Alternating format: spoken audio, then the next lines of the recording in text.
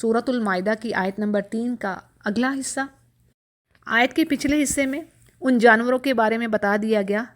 جو کہ شرعی طریقے سے ذبح نہ ہوں، یعنی کوئی گلا گھٹ کر مر گیا ہے، کوئی بلندی سے گر کر مر گیا، کوئی ٹکر کھا کر، یا کسی کو اللہ کے سوا کسی اور نام پر ذبح کیا گیا ہو۔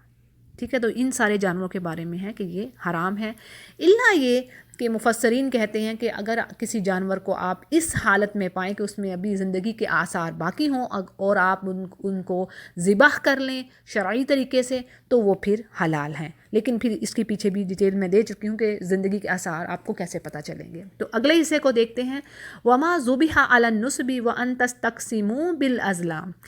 یعنی وہ جانور بھی حرام ہے جس کو کسی آستانے پر ذبح کیا گیا ہو، اور وہ بھی جس کو پانسوں کے ذریعے تم اپنی قسمت معلوم کرتے ہو۔ اب اس کی ڈیٹیل ذرا میں دیتی ہوں آپ کو کہ مشرکین اپنے بتوں کے قریب پتھر یا کوئی چیز نصب کر کے ایک خاص جگہ بناتے تھے۔ ٹھیک ہے، نصب کا جو ورڈ آیا نا، تھان یا آستانہ کہتے تھے اس کو۔ اب اسی پر وہ بتوں کے نام نظر کیے گئے جانوروں کو ذبح کرتے، یعنی وہ اپنے بتوں کے نام پر جانوروں کو ذبح کرتے، اور کوئی انہوں نے خاص جگہ بنائی ہوتی تھی۔ ٹھیک ہے، اب یہ اسی چیز میں آئے گا وما اہل بہ لغیر اللہ، یعنی جس پر اللہ کے علاوہ نام لیا گیا، یعنی اللہ کی رضا کے لیے تو ان کو کیا ہی نہیں گیا۔ پیچھے ہم نے پڑھ لیا تھا کہ آج کے دور میں بھی اب کوئی دربار پر جا کے کسی ولی کو خوش کرنا چاہ رہا ہے، اب چاہے اس نے اس پر بسم اللہ پڑھی ہو اس جانور کو ذبح کرتے وقت، لیکن وہ حلال نہیں ہوگا۔ ٹھیک ہے، چاہے اس نے پڑھی ہے، لیکن اس کو اللہ کی رضا نہیں چاہیے تھی، وہ اللہ کے نام پہ تو نہیں کر رہا تھا بھائی، اس نے تو کسی ولی کو، کسی پیر و مرشد کو خوش کرنا تھا، تو وہ بھی حرام ہوگا۔ ٹھیک ہے، اب یہاں پر بھی یہ چیز آ رہی ہے کہ مشرکین یہی کام کرتے تھے، وہ بتوں کے قریب کوئی خاص جگہ ایک مخصوص کر لیتے تو وہاں پر جانوروں کو ذبح کرتے ان کے نام پر۔ تو اس سے کیا پتہ چل رہا ہے کہ آستانوں، مقبروں اور درگاہوں پر جہاں لوگ یعنی حاجات کے لیے جا رہے ہیں، اپنی ضروریات کے لیے ان سے جا کے مانگتے ہیں، دعائیں کرتے ہیں، اور جو وہاں پہ مدفون افراد ہیں، جو فوت شدہ افراد ہیں، جو دفن ہے وہاں پر، ان کی رضا کے لیے کچھ بھی ذبح کریں، مرغا ہو، بکرا ہو، مطلب کوئی چیز بھی وہ قربانی میں دیں، تو یہ، یا جیسے کوئی پکی ہوئی دیگیں دے رہے ہیں، تقسیم کرتے ہیں، تو ان سب کا کھانا حرام ہے، اور یہ سب اسی کیٹیگری میں آئے گا جس میں بات آ رہی ہے ما ذبح علی النصب، یعنی یہ بھی بڑی اہم بات ہے، یہ اسی چیز میں آ رہی ہے بات۔ اب دیکھیں، ایک تو اللہ سبحانہ وتعالیٰ نے جو سب سے پہلے ہمیں یہ کہہ دیا کہ دیکھو تم پر سور اور حرام کیا گیا ہے، مردار حرام کیا گیا ہے، خون حرام کیا گیا ہے، اور پھر یہ جانوروں کی جو لسٹ آ گئی جن کو کچھ نہ کچھ پرابلم ہو رہی ہے، تو اس کی وجہ کیا ہے؟ وجہ یہ ہے کہ جو شریعت میں جو غذا کا معاملہ ہے وہ بڑا اہم ہے۔ کئی جگہ پر پیچھے بھی ہم پڑھتے ہیں کہ اللہ فرماتے ہیں کہ اے انسانوں سے بھی کہا گیا اور ایمان والوں سے بھی کہا گیا کہ اے ایمان والو کلوا من طیباتی، طیب پاکیزہ چیزیں کھاؤ۔ کیوں بھلا؟ آج آپ دیکھیں، مطلب ایک بات ہے کہ جو سائنس کا کہہ رہی ہے جی جو آپ کھاتے ہیں وہ آپ پر اس کے اثرات ہیں، آپ کے ایٹیٹیوڈ میں اس کے اثرات ہیں، آپ کے رویے میں، آپ کی اخلاق میں وہ اس کے اثرات آتے ہیں، اور آپ کی ایون جو ہیلتھ ہے وہ بھی تو ڈیپینڈ کرتی ہے، ناٹ اونلی کہ آپ کے رویوں پر ہوں، آپ کی ہیلتھ کا بھی اسی پہ ہے، اثر انداز ہوتی ہے جو آپ کی خوراک ہے۔ تو بات یہ ہے کہ کون سی غذائیں ہماری طہارت نفس، یعنی کہ ہماری سول کو پیوریفائی کرنے کے لیے ہیں، یا جو ہمارے جو باڈی کے لیے جو بہترین ہے، وہ انسان کو آج تو نالج بہت ساری چیزوں کی ہے، لیکن پھر بھی ہم نہیں کہہ سکتے کہ ہمیں ساری نالج ہے، ہمیں تو نہیں پتہ جی، ہم ادھر ادھر سے چیزوں کا پتہ چلتا ہے، اچھا ایسے کھانا ہے، یہ کھانا ہے، یہ چیز لینی ہے، تو اس کی تحقیق کرنا ہمارے یعنی انسان کی بس کی بات نہیں ہے۔ تو اسی لیے ہمیں جان لینا چاہیے کہ اللہ جو چیز ہمیں کہہ رہا ہے، جس چیز سے ہمیں یا روک رہا ہے، تو اس میں ڈیفینیٹلی ہمارے لیے فائدہ ہے۔ جب اللہ کو رب مان لیا تو پھر اس بندے کے لیے تو مشکل نہ ہوگا، ہاں اب جس نے نہیں مانا پرابلم وہاں پہ اس کے لیے کھڑی ہوگی۔ تو بات یہ ہے کہ یہ کچھ ایسے کچھ فوڈ ہیں جن کا اخلاق پر برا اثر پڑتا ہے، اور ہو سکتا ہے کہ وہ پاکیزگی کے اگینسٹ ہوں، خلاف ہوں، اور اخلاقی صفات میں جو مورل ویلیوز ہیں ان میں وہ خلل ڈالتی ہوں، وہ جو چیز ہے کھانے کی، جیسے کہ میں نے ابھی بات کی کہ جو اب سائنس بھی یہی کہہ رہی ہے کہ وہی کام۔ اب دیکھیں، جو سور کے بارے میں پڑھا جائے تو اگر اس کی آپ چیک کیجئے اس کے بارے میں، تو وہ ایک بے حیا جانور ہے، اور پھر اس کی میٹ میں 100 طرح کی جو پرابلمز ہیں اس سے جو ہوتی ہیں وہ بتائی گئی ہیں، لیکن اس کے باوجود دیکھیں انسان کھا رہے ہیں، استغفر اللہ۔ تو بات یہ ہے مختصر کہ ہمارا ایمان، ہمارا یقین اس بات پر کامل یقین ہونا چاہیے، ٹھک جانا چاہیے ہمارا دل کہ جو ہمارے رب نے، جو میرے رب نے کہہ دیا نا، اس میں میرے لیے بھلا ہے، اور جس چیز سے میرا رب مجھے روک رہا ہے تو ڈیفینیٹلی یقیناً اس میں میرے لیے زہر ہے، وہ میرے لیے صحیح نہیں ہے۔ تو جب ہمارا ایمان اس پر آ جائے گا انشاءاللہ، پھر اس پر عمل کرنا مشکل نہیں رہتا، پھر ہر چیز پر انسان عمل کر لیتا ہے۔ ہاں وہ علیحدہ بات ہے کہ بعض اوقات پھر انسان گناہوں میں گرتا ہے جانتے بوجھتے ہوئے، لیکن یہ ہے کہ اللہ کا بندہ، بہترین بندے وہی ہیں جو کہ بار بار توبہ کرنے والے بھی ہیں۔ اچھا جی، جو اگلی بات آ رہی ہے وہ یہ کہ قرآن کے تیروں کے ذریعے فال گیری کرنا۔ اس آیت کی ڈیٹیل میں بات کچھ یوں ہے کہ جس چیز کو اس میں حرام کیا گیا ہے، اس کی 3 بڑی جو ٹائپس ہیں، قسمیں ہیں، دنیا میں پائی جاتی ہیں، اور آیت کا حکم تقریباً ان تینوں پر حاوی ہے۔ پہلی بات تو یہ مشرکانہ فال گیری کرنا، یعنی قرآن اندازی جو ہوتی ہے، جس میں کیا ہے، مشرکین کسی دیوی یا دیوتا سے قسمت کا حال، قسمت کا فیصلہ پوچھتے یا غیب کی خبر جاننے کے لیے وہ یہ فال گیری کرتے۔ اب ہوتا کیا کہ مشرکین مکہ نے اس غرض سے، یعنی اس کام کے لیے کعبہ کے اندر حبل دیوتا کے بت کو مخصوص کر رکھا تھا۔ اب اس کے استھان میں 7 تیر رکھے ہوئے تھے، استھان وہی مخصوص جگہ، ٹھیک ہے، اس میں کیا کیا ہوتا، انہوں نے 7 تیر رکھے ہوئے تھے جن پر مختلف الفاظ اور فقرے لکھے ہوئے تھے۔ اب ہوتا یہ کہ کسی کام کے کرنے یا نہ کرنے کا سوال ہوتا، یا کوئی کھوئی ہوئی چیز کا پتہ معلوم کرنا ہوتا، یا خون کے مقدمے کا فیصلہ مطلوب ہوتا، غرض کوئی بھی کام ہو تو اس کے لیے ہوتا کیا کہ حبل کے پاسہ دار کے پاس وہ پہنچ دے، یعنی جو حبل کے پاس جو کوئی بندہ کھڑا ہوتا اس کے پاس پہنچ جاتے، دیوتا کے آگے نذرانہ پیش کرتے اور پھر حبل سے دعا مانگتے کہ ہمارے اس معاملے کا وہ فیصلہ کرتے۔ پھر جو پانسہ دار شخص ہوتا وہ ان تیروں کے ذریعے سے فال نکالتا، اور جو بھی تیر اس کے ہاتھ لگتا وہ اس کو نکالتا، اور اس پر لکھے ہوئے لفظ کو حبل کا فیصلہ سمجھا جاتا۔ یعنی جو شخص آتا تھا، جو چاہتا تھا کہ میری یہ بات کا فیصلہ ہو جائے، وہ کچھ چیز جاننا چاہتا تھا، تو جو کچھ اس تیر پر لکھا ہوتا وہ سمجھتے کہ جی یہ اب حبل کا فیصلہ ہے، تو یہی ڈن ہے، تو اس کام کو حرام قرار دیا گیا۔ اسی طرح دوسری چیز کیا تھی کہ توہم پرستانہ فال گیری، جس میں زندگی کے معاملات کا فیصلہ عقل و فکر سے کرنے کی بجائے کسی وہمی خیال یا کسی اتفاقی شے کے ذریعے سے کیا جاتا، یا پھر قسمت کا حال کسی ایسے ذرا سے، ایسے سورسز سے معلوم کرنے کی کوشش کی جاتی جس کے بارے میں ان کو یقین ہوتا کہ یہ علم غائب کا جاننے والا ہے، جیسے نجومی، فال گیری کرنے والے، اور مختلف قسم کے شگون، یہ سارے جو چیزیں تھیں وہ اس چیز میں آ رہی ہیں۔ پھر اسی طرح اس میں ایک تیسری چیز کیا ہے، جوئے کی قسم، یعنی ایسے کھیل اور ایسے کام جن میں اشیاء کی تقسیم یا پیسوں کا آ جانا، منی کا آ جانا عقلی فیصلوں کی بنا پر نہیں ہے، کہ کوئی اپنی ایفرٹ نہیں، انسانی ایفرٹ نہیں لگی اس میں، بلکہ کسی محض اتفاقی کام، اتفاقی کوئی کام ہو گیا۔ اب جوا میں ایسا ہی ہوتا نا، اتفاق سے کوئی 2 کھیل رہے ہوتے ہیں، کوئی ایک جیت جاتا ہے، کوئی ایک سارے پیسے لے جاتا ہے۔ اسی طرح لاٹری، جس میں اتفاقاً کسی شخص کا نام نکل آتا ہے، اس نے تو کوئی ایفرٹ نہیں کی، لاٹری تو سب نے خریدی ہوتی ہے لیکن نام کسی ایک کا نکل آیا، یعنی 1000 آدمیوں کی جیب سے نکلا ہوا روپیہ جو ہے وہ ایک شخص کی جیب میں چلا جائے۔ اب بات یہ ہے کہ ان 3 اقسام کو اللہ نے حرام کر دیا۔ ان 3 اقسام کو، ان 3 ٹائپس کو حرام کر دینے کے بعد قرآن اندازی کی صرف سادہ سی ایک صورت اسلام میں جائز ہے، ٹھیک ہے، قرآن اندازی کی ایک سادہ سی صورت اسلام میں جائز رکھی گئی ہے، جس میں 2 برابر کے حقوق کے درمیان فیصلہ کرنا ہو، یعنی برابر ایکولی، جو برابر کے جائز کام ہیں، دونوں پارٹیز ایکول ہیں تو ان کے درمیان کوئی فیصلہ کرنا ہے۔ مثلا ایک چیز پر 2 آدمیوں کا حق ہر حیثیت سے بالکل برابر ہے، اور فیصلہ کرنے والے کے لیے ان میں سے کسی کو ترجیح دینی کوئی معقول وجہ نہیں ہے، تو خود اب ان دونوں میں سے کوئی اپنا حق چھوڑنے کو بھی تیار نہیں، تو اس صورت میں ان کی رضامندی سے، یعنی ان کی رضامندی سے قرآن اندازی پر فیصلہ رکھا جا سکتا ہے۔ جیسے آپ صلی اللہ علیہ وسلم بالعموم ایسے موقعوں پر یہ طریقہ اختیار فرماتے جب 2 برابر کے حقداروں کے درمیان ایک کو ترجیح دینے کی ضرورت پیش آ جاتی، یعنی دونوں کے حق ایک جیسے ہیں، 2 پارٹیز ہیں، دو اشخاص ہیں، اس طرح سمجھ لیں. تو اب دونوں کے حقوق ایک جیسے ہیں،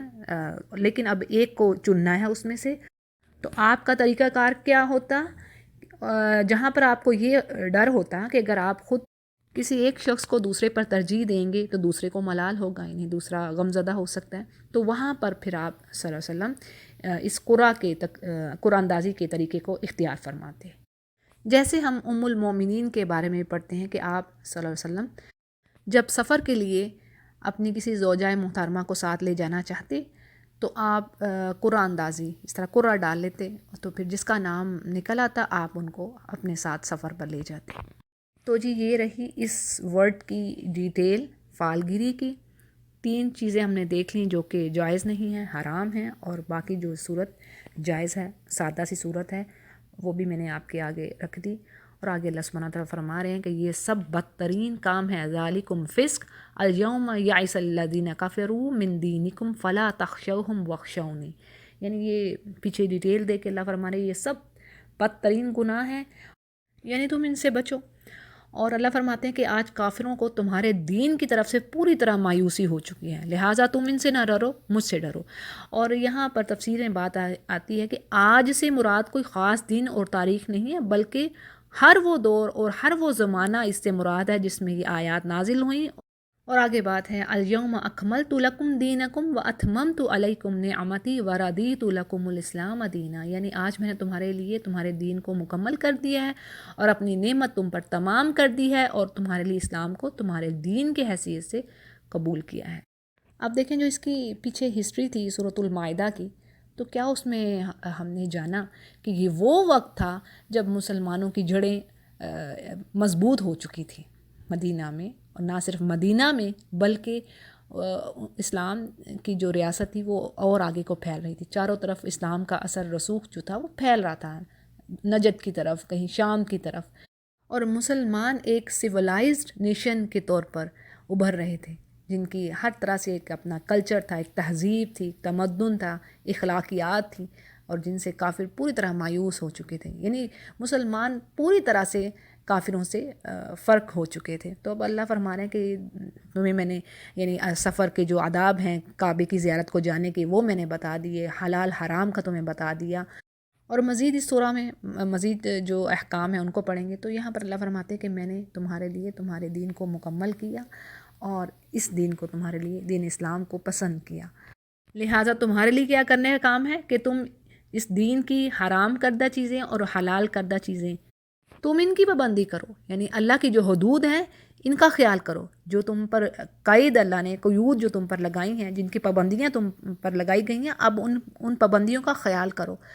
اور سادی سی بات ہمارے لیے عمل کرنے کو یہ ہے کہ جب ایک کام، جیسے میں نے کئی بار یہ بتایا، چاہے آپ اس میں کراہت یا اس میں اسٹرگل یا اس میں بڑی ایفرٹ محسوس کر رہی ہیں، جب ایک کام ہم کر لیتے ہیں تو اللہ ہمیں مزید ہمارے لیے خیر و برکات کے دروازے کھولتا ہے. یقین جانیں اس کا فروٹ ایسا زبردست ہوتا ہے اس عمل کا کہ آپ کو اللہ مزید نیکیوں کی توفیق دیتا ہے، مزید راستے آسان کر دیتا ہے. نیکی کرنا آسان لگتا ہے، گناہ کرنا بوجھ لگتا ہے. اور جب ہم کام کچھ بھی نہ کر رہے ہوں تو ہمیں گناہ کرنا آسان اور نیکی کرنا بہت بھاری لگتا ہے. تو یہ ہے ایک سٹیپ، جیسے اللہ نے کہا ہے تم ایک قدم چل کر آؤ گے تو میں تمہاری طرف 10 قدم چل کر آؤں گا. تو یہ یقیناً اللہ کی بات سچی ہے. اچھا جی، آیت کے اگلا حصہ کیا کہہ رہا ہے؟ فَمَنِ اضْطُرَّ فِي مَخْمَصَةٍ غَيْرَ مُتَجَانِفٍ لِإِثْمٍ فَإِنَّ اللَّهَ غَفُورٌ رَحِيمٌ. یعنی جو بھوک سے مجبور ہو کر ان میں سے کوئی چیز کھا لے، جو اللہ نے حرام چیزیں کر دی ہیں، اگر کوئی بھوک سے مجبور ہو کر ان میں سے کوئی چیز کھاتا ہے، یعنی اس میں بات یہ ہے کہ اس کو اپنے مرنے کا اندیشہ ہو، ٹھیک ہے، یعنی کسی کو یہ اندیشہ ہے، خوف ہے کہ وہ مر جائے گا بھوک سے، تب اس صورت میں وہ اتنا کھا سکتا ہے جس سے جتنی کہ اس کی بھوک مٹ جائے، لیکن زیادتی کرنے والا نہ ہو، اور نہ ہی گناہ کی طرف اس کا رجحان ہو، نہ ہی یعنی وہ گناہ کا عادی ہو. تو اب اس کے لیے کیا ہے؟ اس کے لیے اجازت ہے کہ وہ حرام میں سے کچھ کھا سکتا ہے جب اس کو اپنی زندگی یعنی اپنی جان بچانی ہے. تو اللہ تعالیٰ فرما رہے ہیں کہ اللہ تعالیٰ معاف کرنے والا اور رحم کرنے والا ہے. اگلی آیت میں بات ہے یسألونک ماذا احل لہم، اور وہ آپ سے سوال کرتے ہیں کہ کیا حلال کیا گیا ہے. تو اے نبی ان سے کہہ دیجئے کل احل لکم الطیبات وما علمتم من الجوارح، یعنی لوگ پوچھتے ہیں کہ حلال کیا کیا گیا ہے نبی سے، تو اللہ سبحانہ تعالیٰ فرما رہے کہ ان سے کہیے ساری پاک چیزیں حلال کر دی گئی ہیں، اور جن شکاری جانوروں کو تم نے سدھایا ہو، یعنی جن کو تم نے ٹریننگ دی ہو، جیسے کتے ہوتے ہیں، مکلبین تعلمونہن مما علمکم اللہ، یعنی جن کو اللہ کے دیے ہوئے علم کی بنا پر تم شکار کی تعلیم دیتے ہو، تم یعنی ان کو ہنٹ کرنے کی تم ٹریننگ دیتے ہو، آپ کے سمپل سمجھنے کے لیے۔ اب جوارح جو ہے جارح کی جمع ہے، اور اس سے مراد شکاری کتا، باز، چیتا اور دیگر شکاری پرندے اور درندے ہیں۔ اور ان کو ٹریننگ دینے کا، سدھانے کا مطلب یہ ہے کہ جب انہیں شکار پر چھوڑا جائے، یعنی جب ہنٹر شکار کرنے والا اپنے جانور کو چھوڑتا ہے شکار پر، تو وہ جانور دوڑتا ہوا جائے، اور جب اس کو روک دیا جائے تو رک جائے، اور بلایا جائے تو واپس آ جائے۔ یہ ہے شکاری کتے کی ٹریننگ۔ اور ہوتا کیا ہے کہ جو شکار وہ پکڑتا ہے اس کو، یعنی جو شکاری کتا ہوتا ہے وہ اس کو عام درندوں کی طرح پھاڑتا نہیں ہے، بلکہ اپنے مالک کے لیے پکڑ کر رکھتا ہے۔ اسی وجہ سے عام درندوں کا پھڑا ہوا جانور حرام ہے، جبکہ جن جانوروں کو ٹریننگ دی ہو، یعنی وہ شکاری کتے ہوں، ان کو سدھایا ہو، ٹریننگ ہو کہ جو مالک کا جو شکار ہے اس کو پھاڑنا نہیں، کھانا نہیں، صرف اس کو پکڑ کے رکھنا ہے، تو اس کا شکار جو ہے، وہ جو شکار ہے وہ حلال ہے۔ اچھا، اس مسئلہ میں بھی فقہا کے درمیان کچھ اختلاف ہے، وہ ڈیفر کرتے ہیں ایک دوسرے سے۔ ایک گروہ یہ کہتا ہے کہ اگر شکاری جانور نے، خواہ وہ درندہ ہو یا پرندہ، شکار میں سے کچھ کھا لیا تو وہ حرام ہوگا، کیونکہ اس پر یہ وہ دلیل دیتے ہیں کہ شکاری کتے کا خود کھا لینا شکار کو یہ معنی رکھتا ہے کہ وہ شکار اس نے اپنے لیے پکڑا، مالک کے لیے نہیں۔ اس کے برعکس ایک دوسرا گروہ اس بات سے ڈس ایگری کرتا ہے، وہ یہ کہتے ہیں کہ شکار میں سے اس نے کچھ کھا لیا، اس یعنی شکاری کتے نے یا درندے نے، جس کو بھی ٹریننگ دی ہے شکاری نے، تو اس کے لیے وہ حلال ہی ہوگا۔ اگر 1/3 حصہ بھی وہ کھا لیتا ہے تو بقیہ 2/3 حلال ہے۔ بہرحال یہ دو طرح کی رائے ہے۔ اسی طرح تفسیر احسن البیان میں جو بات آ رہی ہے وہ یہ کہتے ہیں کہ سدھائے ہوئے جو ٹرین جو جانور ہیں ان کا شکار 2 شرطوں یعنی 2 کنڈیشنز کے ساتھ حلال ہے۔ نمبر 1 یہ کہ اسے شکار کے لیے چھوڑتے وقت بسم اللہ پڑھی گئی ہو۔ دوسری بات یہ کہ شکاری جانور شکار کر کے اپنے مالک کے لیے اس شکار کو رکھ چھوڑے اور اس کا انتظار کرے، خود نہ کھائے۔ یعنی یہ جو احسن البیان میں جو بات آ رہی ہے یہ بھی پہلی رائے کے ساتھ جا رہے ہیں، ٹھیک ہے نا، 2 رائے ہم نے پڑھی تھی 2 گروہ کی، تو یہ پہلی رائے کے ساتھ بات جا رہی ہے ان کی بھی۔ یہ کہتے ہیں کہ وہ جو شکار کر کے شکاری جانور اپنے مالک کے لیے اس شکار کو رکھے، خود نہ کھائے، اور ایون کہ یعنی شکاری کتے نے یا شکاری جانور نے اس شکار کو مار بھی ڈالا ہو تب بھی وہ جو مقتول شکار شدہ جانور ہے وہ حلال ہوگا، بشرط یہ یعنی کنڈیشن یہی ہے کہ اس کے شکار میں سدھائے ہوئے یعنی ٹریننگ والے جانور کے علاوہ کسی اور جانور کی شرکت نہ ہو،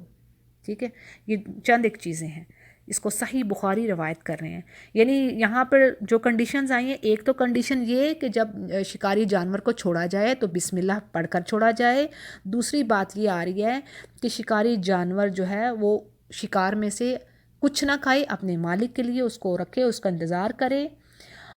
اور اگر وہ جانور جس کو شکار کیا گیا ہے وہ مر چکا ہے تو بھی وہ حلال ہوگا، شرط یہ کہ اس شکار میں جو شکاری کتا ہے اس کے علاوہ کسی اور جانور کی شرکت نہ ہو۔ یعنی ایسا نہ ہو کہ ایک تو شکاری کتا ہوتا ہے جو کہ جا کے شکار کرتا ہے، اس کے علاوہ کوئی دوسرا جانور وہاں پر موجود نہ ہو، نہیں تو ایسا ہوگا کہ کہیں دوسرے جانور نے اس میں سے نہ کھا لیا ہو تو وہ پھر حلال نہیں رہے گا۔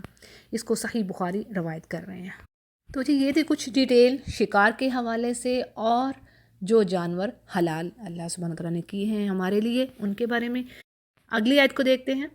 الیوم احل لکم الطیبات، یعنی اللہ فرما رہے ہیں کہ آج کے دن تمہارے لیے ساری پاک چیزیں میں نے حلال کر دی ہیں۔ وطعام الذین اوتوا الکتاب حل لکم، اور کھانا کس کا؟ اہل کتاب کا تمہارے لیے حلال ہے۔ وطعامکم حل لہم، اور ان کا کھانا تمہارے لیے حلال ہے۔ والمحصنات من المؤمنات والمحصنات من الذین اوتوا الکتاب من قبلکم اذا آتیتموہن اجورہن، یعنی تمہارے لیے وہ محفوظ عورتیں بھی حلال ہیں، خواہ وہ اہل ایمان کے گروہ سے ہوں یا ان قوموں میں سے جن کو تم سے پہلے کتاب دی گئی، یعنی اہل کتاب کی عورتیں، بشرط یہ آگے بات آ رہی ہے اذا آتیتموہن، یعنی بشرط یہ کہ تم ان کے مہر ادا کر کے نکاح میں ان کے محافظ بنو۔ اچھا جی، آیت کے پہلے حصے کی ڈیٹیل دیکھ لیتے ہیں کہ جہاں پر اللہ سبحانہ تعالیٰ فرما رہے ہیں کہ اہلی کتاب کا کھانا تمہارے لیے حلال ہے، تو اس میں اہل کتاب کا وہ ذبیحہ، وہ ذبح کیا ہوا جانور حلال ہوگا جس میں خون بہہ گیا ہو، یعنی یہ جو مشینی ذبیحہ ہے اکارڈنگ ٹو تفسیر احسن البیان یہ حلال نہیں ہے، کیونکہ اس میں خون بہنے کی جو شرط ہے وہ نہیں ہوتی، یعنی جو کنڈیشن ہے کہ جانور کا خون بہہ جائے وہ نہیں بہتا، تو اس صورت میں وہ حلال نہ ہوگا۔ اور بات یہ ہے کہ جو اللہ سبحانہ تعالیٰ نے اہل کتاب کا کھانا ہمارے لیے حلال کہا اور ہمارا کھانا ان کے لیے، تو اس کا مطلب یہ ہے کہ کھانے پینے میں کوئی رکاوٹ، کوئی چھوت چھات نہیں ہے، ہم ان کے ساتھ کھا تو سکتے ہیں اور وہ بھی ہمارے ساتھ کھا سکتے ہیں، لیکن اس عام اجازت دینے سے پہلے اللہ نے اس جو فقرہ کہا ہے، اہم بات کیا کہ احل لکم الطیبات، یعنی طیب چیزیں جو حلال چیزیں ہیں وہ کھانی ہیں، یعنی یہ نہیں کہ ہم ان کی ٹیبل پر بیٹھے ہیں تو جو حرام چیزیں ہیں ان کو بھی کھانا شروع کر دیا جائے، یعنی جو حرام چیزیں ہیں ان سے بچنا ہے، اور اگر ان کا جو ذبیحہ ہے یعنی ذبح کیا ہوا جانور اللہ کے نام کے بغیر ذبح ہوا ہے تو اس کا کھانا بھی ہمارے لیے جائز نہیں، یعنی اور اسی طرح کھانے کی ٹیبل پر شراب ہے یا سور ہے یا کوئی اور حرام چیز ہو تو ہم ان میں شریک پھر نہیں ہو سکتے۔ اچھا جی، آیت کے اگلے حصے میں جو اللہ سبحانہ تعالیٰ فرما رہے ہیں کہ تمہارے لیے اہل کتاب کی عورتیں حلال کی گئی ہیں، یعنی اہل کتاب کی عورتوں سے نکاح کی اجازت کے ساتھ ایک شرط لگا دی گئی کہ وہ پاک دامن ہو عورت، ٹھیک ہے، اور اس سے مراد اہل کتاب یعنی یہود و نصارہ دونوں فریق کی عورتیں، پاک دامن عورتیں۔ لیکن اب اس پر تفسیر میں کیا بات آ رہی ہے، یعنی وہ یہ کہتے ہیں کہ اکثریت جو اہل کتاب کی عورتوں کی ہے ان میں یہ چیز نہیں پائی جا رہی، یعنی جو چیز اللہ فرما رہے ہیں۔ اب دیکھیں نا فرق، ایک مومنہ ہے حجاب کرنے والی اور اس کے برعکس اکثریت جو اہل کتاب کی ہے، ہو سکتا کچھ ہوں لیکن اکثریت اہل کتاب کی وہ حجاب تو دور کی بات، ان کے تو لباس ہی مناسب نہیں ہے۔ تو اب اس صورت میں کیا بات آ رہی ہے، جیسے آگے اللہ بھی فرماتے ہیں کہ ایمان کے ساتھ جس نے کفر کیا اس کے عمل برباد ہو گئے، تو اس میں ایک وارننگ ہے ہمارے مردوں کے لیے کہ اگر ایسی عورت سے نکاح کیا جائے تو ایمان کے ضیاع کا اندیشہ ہے، یعنی اور پھر ہوتا کیا، جیسے اس میں بات آتی کہ آج کل عورت جو ہے وہ قوام بنی ہوئی ہے، مرد تو غلام بنا ہوا ہے، یعنی جو عورت نے کہنا حکمرانی تو اس کی چلنی ہے گھر پر۔ اب اگر عورت ہی سیدھے راستے پر نہیں ہے، اسلام کے راستے پر نہیں ہے، تو وہ تو بچوں کو وہ تو ساری نسل ہی خراب کر کے رکھ دے گی نا، وہ تو بیڑا غرق ہو گیا سارے گھر کا ہی، تو فائدہ کیا؟ یعنی یہ 4 دن کی زندگی کے لیے، خوشی کے لیے یہ دنیا کو پریفر کرنے کی بات ہے۔ ہو سکتا ہے کسی کے حسن و جمال سے، بیوٹی سے کوئی امپریس ہو کے شادی کرتا ہے، لیکن پھر وہ اپنی دنیا و آخرت کو تباہ کرتا ہے۔ بچے ڈیفینیٹلی اسی روش پہ چلتے ہیں جس پر ماں ہوتی ہے۔ اسی طرح ایک روایت کے مطابق عمر رضی اللہ عنہ کے نزدیک یعنی پاک دامن عورتوں سے مراد عزت والی، اپنی عزت کی حفاظت کرنے والی عورتیں ہیں، اور اسی بنا پر وہ اہل کتاب کی جو آزاد منش عورتیں ہیں، یعنی جو اللہ نے ان کی کتاب میں رولز بتا دیے جو ان کو بھی نہیں فالو کر رہی، تو آزاد منش عورتوں کو اس اجازت سے وہ خارج قرار دیتے ہیں، یعنی ان کے نزدیک پاک دامن عورت وہ ہوگی جو اپنی عصمت کی، اپنی عزت کی حفاظت کرنے والی ہے، جیسے کہ جو بیسک چیزیں ہیں۔ تو بات یہ ہے کہ ایمان کو بچانا فرض ہے، اور ٹھیک ہے کہ اللہ نے اجازت دی ہے، لیکن ایک ایسی چیز ہے جو کہ آپشنل ہے، اس میں اس کی خاطر یعنی دنیا کی خاطر اپنے ایمان کو خطرے میں نہ ڈالا جائے۔ اور اسی طرح آج کے جو حالات ہیں، اہل کتاب کو تو اپنے دین کا کچھ پتہ ہی نہیں ہے، بالکل ہی فارغ ہیں، وہ عمل تو دور کی بات ہے، انہیں ویسے ہی نہیں کچھ پتہ۔ تو ان حالات میں کیا واقعی اہل کتاب کی عورتوں سے شادی کرنا مناسب ہوگا؟ تو اس پر اکثر جو اسکالرز ہیں وہ کہتے ہیں یہ بات درست نہیں ہے، ہرگز درست نہیں ہے، یعنی اس میں آخرت کی تباہی ہے، جیسے کہ آیت کے اگلے حصے میں بات آتی ہے کہ غیر مصافحین ولا متخذی اخدان، یعنی وہ عورتیں ایسی ہوں جن سے نکاح تم نے کرنا ہے، تمہیں اجازت دی گئی ہے، وہ ایسی ہوں کہ نہ تو علانیہ زنا کرنے والی یا پوشیدہ بدکاری کرنے والی ہوں۔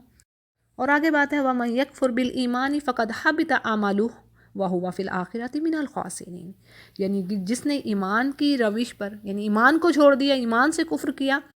تو اس کے زندگی کے سارے کام ضائع ہو گئے، سارے اعمال تباہ، حَبِطَ عَمَلُهُ، اور وہ آخرت میں دیوالیہ، خسارہ، کچھ بھی نہ بچا جس میں۔ تو بات یہ ہے کہ یہ پیچھے اجازت دے کے آگے اللہ نے وارننگ دے دی ہے، تنبیہ کر دی ہے کہ دیکھو اپنے ایمانوں کو ضائع نہ کرنا، ٹھیک ہے نا، یہ اسی کے ساتھ جڑی ہوئی ہے چیز کہ ایسی عورتیں ہوں، عزت والی ہوں، اللہ کے ساتھ شرک نہ کرنے والی ہوں، کیونکہ قرآن کریم میں ہی ایک جگہ اللہ نے فرما دیا ہے کہ انہوں نے، یعنی عیسائیوں کے بھی بہت سارے سیکٹ ہیں، بہت سارے ان کے فرقے ہیں، اور کہا یہ جاتا ہے کہ ان میں سے بھی کوئی ایک فرقہ ہے جو کہ اللہ کے ساتھ شریک نہیں ٹھہراتا، ورنہ جو اکثریت ہے وہ کیا کرتی ہے، وہ عیسیٰ علیہ السلام کو اللہ کا بیٹا قرار دے رہی ہے، ٹھیک ہے نا، وہ ایک کی بجائے 3 خدا بنا رہے ہیں، تو وہ تو کیا ہو، وہ شرک ہو گیا نا، وہ تو کھلم کھلا شرک ہو گیا۔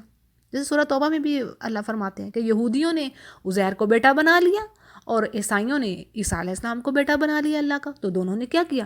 شرک کر دیا نا۔ تو پھر ایسی تو عورت سے شادی نہیں کی جا سکتی جس کا یہ بلیف ہو۔ تو بہرحال ایسے سیکٹ کو دیکھنا چاہیے جو کہ اس بات پر یقین رکھتا ہو کہ عیسیٰ علیہ السلام اللہ کے بیٹے نہیں، ٹھیک ہے، یعنی جو اللہ سے شرک نہ کر رہا ہو۔ تو یہ ایک کافی پیچیدہ بات ہے اور اس میں بڑی احتیاط ہے، یعنی کہیں ایسا نہ ہو کہ کسی کافر بیوی کی محبت میں مبتلا ہو کر انسان اپنے عقائد اور اعمال سے ہی ہاتھ دھو بیٹھے، یعنی اپنے ایمان سے ہی گیا۔ تو جی اس آیت سے بڑی اہم چیزیں ہم نے جان لی، کھانے کے بارے میں جان لیا کہ کھانا پینا ان کے ساتھ ہو سکتا ہے، یعنی ایسا کوئی مسئلہ نہیں، کوئی چھوت والا کوئی مسئلہ نہیں ہے، بشرط یہ کنڈیشن کیا ہے کہ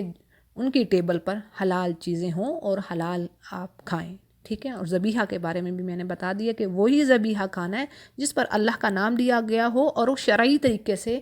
ہمارے طریقے سے اس کو ذبح کیا گیا ہو، اگر ایسا ہو تو پھر ان کی ٹیبل پہ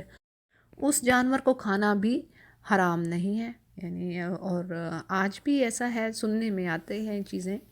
باہر کے ملکوں میں کہ جو یہودیوں کا جو طریقہ کار ہے وہ مسلمانوں کے طریقہ کار کے جیسا ہی ہے، واللہ عالم۔ تو جی اگلی آیت کو دیکھتے ہیں، یا ایھا الذین آمنوا اذا قمتم الی الصلاۃ فاغسلوا وجوہکم وایدیکم الی المرافق وامسحوا برؤوسکم وارجلکم الی الکعبین۔ اب اس آیت سے موضوع تھوڑا چینج ہے، یہاں پر ایمان والوں کے لیے وضو کا جو طریقہ ہے اس کے بارے میں، اس کے جو فرائض ہیں ان کے بارے میں بتا دیا جا رہا ہے۔ اب دیکھیں، آپ کو پتہ ہے نا، وضو کے بھی کچھ فرائض ہیں اور کچھ سنتیں ہیں، ٹھیک ہے۔ اب یہاں پر فرائض کی بات ہو رہی ہے، کیا کہا جا رہا ہے کہ اے ایمان والو، جب تم نماز کے لیے اٹھو تو چاہیے کہ اپنے منہ اور ہاتھ کوہنیوں تک دھو لو اور سروں پر ہاتھ پھیرو اور پاؤں ٹخنوں تک دھو لیا کرو۔ کتنی چیزیں ہوگی، یہ ہیں فرائض۔ تو کتنے فرائض ہوئے، یعنی چہرہ دھونا اور ہاتھوں کو دھونا کوہنیوں تک، سر کا مسح اور پاؤں ٹخنوں تک دھونا، یہ سب کیا ہیں، یہ چیزیں کیا ہیں، یہ فرائض ہیں، ٹھیک ہے، کلیئر ہو گیا، یہ فرض چیزیں ہیں وضو کی۔ اب باقی کیا رہ گئی، یعنی خلال کرنا انگلیوں میں اور جو باڈی پارٹس ہیں ان کو ملنا، اور اسی طرح کانوں میں انگلی پھیرنا، یہ سب یہ کیا ہیں، یہ سنتیں ہیں، یہ فرائض ہیں جو قرآن کریم میں اللہ نے بتا دی، یعنی یہ فرض چیزیں ہیں، ان کا چھوٹنا جو ہے وضو اس سے ناقص ہے، ٹھیک ہے۔ یہ مسٹ ہر حال میں یہ ہونے چاہیے، چہرہ دھونا چاہیے، ہاتھ اور کوہنیاں اور سر کا مسح اور پاؤں آپ کے ٹخنوں تک، یہ ہوگی فرض چیزیں۔ اب آگے اللہ کیا بتا رہے ہیں، وَإِن كُنتُمْ جُنُبًا فَطَّهَّرُوا، یعنی اگر تم حالت جنابت میں ہو تو نہا کر پاک ہو جاؤ، یعنی جنابت خواہ مباشرت سے آپ کو لاحق ہوئی ہو، یعنی سیکچول ریلیشن سے آپ ناپاک ہوئے ہوں، یا خواب میں، جیسے وہ ہوتے ہیں نا ویٹ ڈریمز جن کو کہتے ہیں، ویٹ ڈریمز آنا، اور اگر کوئی شخص ایسے ڈریم کے بعد اپنے کپڑے کو ویٹ فیل کرتا ہے، ڈسچارج لگا ہوا محسوس کرتا ہے، ویٹ ہے کپڑا، تو اس صورت میں اس پر غسل واجب ہے، یعنی نہانا لازم ہو گیا اس کے لیے۔ اور آگے بات آ رہی ہے وَإِن كُنتُم مَرْضَىٰ أَوْ عَلَىٰ سَفَرٍ أَوْ جَاءَ أَحَدٌ مِّنكُم مِّنَ الْغَائِطِ أَوْ لَامَسْتُمُ النِّسَاءَ فَلَمْ تَجِدُوا مَاءً فَتَيَمَّمُوا صَعِيدًا طَيِّبًا فَامْسَحُوا بِوُجُوهِكُمْ وَأَيْدِيَكُمْ مِنْهُ۔ اور آیت کے اگلے حصے میں تیمم کا طریقہ بتا دیا گیا کہ اگر پانی نہیں ملے تو اس صورت میں اب کیا کرنا ہے، تم پاک مٹی سے تیمم کر لو، اور اس کے لیے کیا ہے کہ فَامْسَحُوا بِوُجُوهِكُمْ، یعنی اگر پانی نہ ملے تو پاک مٹی سے کام لو، بس اس پر ہاتھ مار کر اپنے منہ اور ہاتھوں پر پھیر لیا کرو۔ اب یعنی کیا کنڈیشن ہے کہ پانی نہ ملنے کی صورت میں یہ اجازت جو ہے مقیم یعنی جو رہنے والا ہے مقیم کو بھی حاصل ہے اور مسافر کو بھی۔ سورہ نساء میں بھی یہ بات آتی ہے، یعنی مسافر کے لیے بھی جائز ہے، جو کوئی سفر میں ہے، ٹریول میں ہے، پانی نہیں پا رہا تو اس کے لیے بھی اجازت ہے کہ وہ تیمم کر لے۔ اسی طرح جو مقیم ہے، جو اپنے گھر میں رہ رہا ہے لیکن پانی اویلیبل نہیں ہے، تو اس صورت میں وہ تیمم کر سکتا ہے، یہ جائز ہے۔ یعنی قضائے حاجت سے واپس آنے والا جو واش روم گیا ہے، اس کو اب وضو کی ضرورت ہے تو وہ پانی نہیں ہے، تیمم کر لے۔ اسی طرح بیوی سے مباشرت کرنے والا جو سیکچول ریلیشن رکھ رہا ہے اور وہ پانی نہیں پاتا تو اس کے لیے تیمم کرنا جائز ہے، اجازت ہے۔ اور اس کا طریقہ کیا ہے، یعنی تیمم کا طریقہ کیا ہے کہ ایک ہی مرتبہ ہاتھ زمین پر مار کر کلائی تک، رسٹ تک دونوں ہاتھ ایک دوسرے پر پھیر لیں، اور کوہنیوں تک ضروری نہیں ہے، جیسے کہ اس حدیث سے ثابت ہے۔ مسند احمد اس کو روایت کرتے ہیں، قال فی التیمم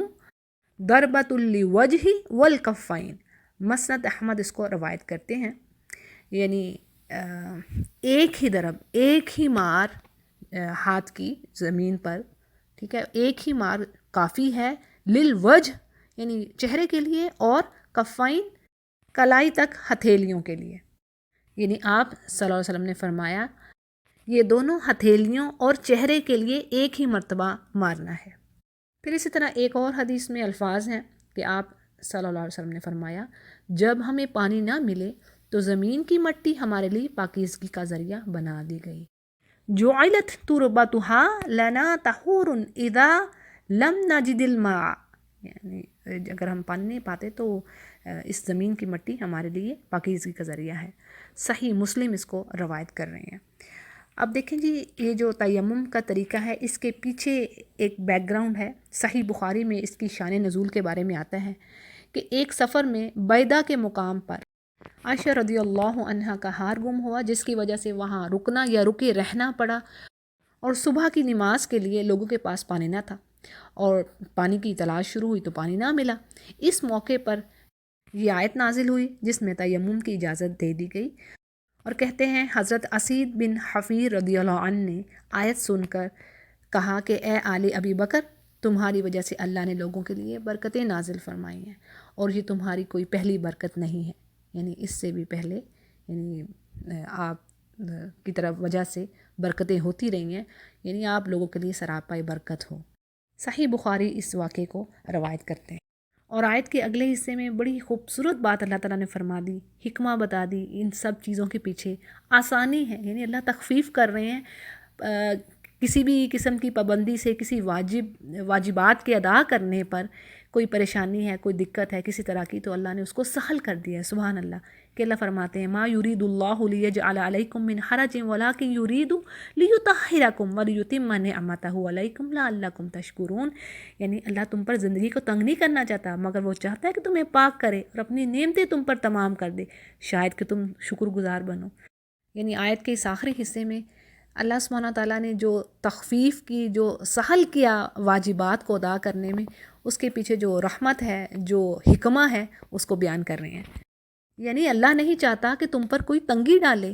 تم پر اللہ زندگی کو تنگ نہیں کرنا چاہتا۔ اللہ تو چاہتا ہے جس طرح اللہ سبحانہ تعالیٰ نے تمہاری سول کی پیوریفیکیشن کے لیے قرآن کریم کو نازل فرمایا، یعنی تمہاری جو روح ہے وہ پاک ہو، روح کا تزکیہ ہو، پاکیزگی نفس حاصل ہو، یہ تو بہت بڑی نعمت ہوگی، یعنی اللہ کا جان لینا، اللہ کی معرفت کا حاصل ہو جانا۔ تو اسی طرح یہ بھی نعمت ہے کہ انسان اپنے جسم کی پاکی حاصل کرے، یعنی پاکیزگی جسم، طہارت، باڈی کو پاک کرنا، پیوریفائی کرنا، یہ بھی اللہ کی بلیسنگ ہے، یہ نعمت ہے جو اللہ نے انسانوں پر کی۔ اور بات یہ ہے کہ اللہ کی نعمت اسی وقت ہی مکمل ہوگی جب نفس اور جسم دونوں کی طہارت، پاکیزگی ہو۔ ٹھیک ہے نا. سورۃ المدثر میں ہم پڑھتے ہیں نا, آپ صلی اللہ علیہ وسلم کو کیا حکم دیا جا رہا ہے کہ چادر کو اوڑھنے والے اٹھیے, اللہ کی بڑائی بیان کیجیے اور اپنے کپڑوں کو پاک صاف کیجیے. وَثِيَابَكَ فَطَهِّرْ. ٹھیک ہے نا, کیا پتہ چلتا ہے ان چیزوں سے؟ نفس کی پاکی کے ساتھ ساتھ, یعنی نفس کو پاک کیا, اس کی پاکیزگی کے ساتھ ساتھ کپڑوں کو اور اپنے جسم کو پاک رکھنا بھی it's a part of faith, یہ ضروری ہے. اور ایسا ہے کہ تھوڑی سی ڈیٹیل ہم وضو کے بارے میں بھی دیکھ لیتے ہیں. یعنی وضو کا جو طریقہ ہے پراپر, وہ یہ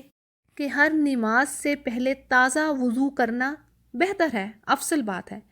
لیکن ایک ہی وضو سے 2 نمازیں آپ پڑھ سکتے ہیں, بالکل جائز ہے. پھر اسی طرح وضو سے پہلے نیت فرض ہے, آپ کی انٹینشن ہونی چاہیے. ٹھیک ہے, پہلی بات کیا کہ نیت فرض ہے, نیت ہونی چاہیے کہ وضو کرنا ہے. پھر وضو سے پہلے بسم اللہ پڑھنی ضروری ہے, اور یہ بات حدیث سے ثابت ہے. ٹھیک ہے, کہ بسم اللہ مسٹ پڑھنی ہے وضو سے پہلے. اگر بھول جائیں تو درمیان میں پڑھ لیں, اور اگر کوئی بالکل بھول گیا تو بہرحال پھر اس کا وضو تو ہو گیا, لیکن لازمی ایک طریقہ کار بنا لیں, لازمی اصول بنا لیں کہ وضو سے پہلے بسم اللہ پڑھنی ہے. ہاں, اگر آپ ٹوائلٹ کے اندر ہیں تو وہاں دل میں پڑھ لیجئے, دل میں بسم اللہ کی نیت کر لیں, زبان سے ادا نہیں الفاظ کرنے. ٹھیک ہے, یہ الفاظ آپ نے باہر جو جہاں پر ٹوائلٹ نہیں ہے, یعنی آپ کسی اور کھلی جگہ پر وضو کر رہے ہیں تو اس جگہ پر بسم اللہ مست پڑھیے, باتھ روم میں بسم اللہ نہیں پڑھنی. ٹھیک ہے, یہ تھوڑی سی مزید میں نے وضاحت کر دی. پھر اگلی بات, داڑھی گھنی ہو تو اس کا خلال کیا جائے. پھر اعضاء کو ترتیب وار دھویا جائے, یعنی ایک آرڈر میں. پھر ان کے درمیان فاصلہ نہ کیا جائے, یعنی ایک باڈی پارٹ دھونے کے بعد دوسرا باڈی پارٹ فوراً دھو لیا جائے, اس میں دیر نہ کی جائے, بلکہ سب اعضاء تسلسل کے ساتھ, یعنی کنٹینیولی ایک کے بعد دوسرا باڈی پارٹ دھویا جائے, اور کوئی بھی جسم کا حصہ خشک نہ رہے, ورنہ وضو نہیں ہوگا. اور اسی طرح جسم کے کسی بھی حصے کو 3 مرتبہ سے زیادہ نہ دھویا جائے, یعنی ہاتھ, چہرہ اور آپ کے پاؤں جو ہیں ان کو 3 مرتبہ سے زیادہ نہ دھویا جائے. 3 جو ہے میکسیمم, اور ایک بار کرنے سے یا 2 بار کرنے سے بھی وضو ہو جائے گا, یہ بھی جائز ہے. اور ایسا ہے کہ جس نے 3 مرتبہ سے زیادہ کیا تو ایسا کرنا خلاف سنت ہے, اور اس چیز کو روایت تفسیر ابن کثیر کر رہے ہیں.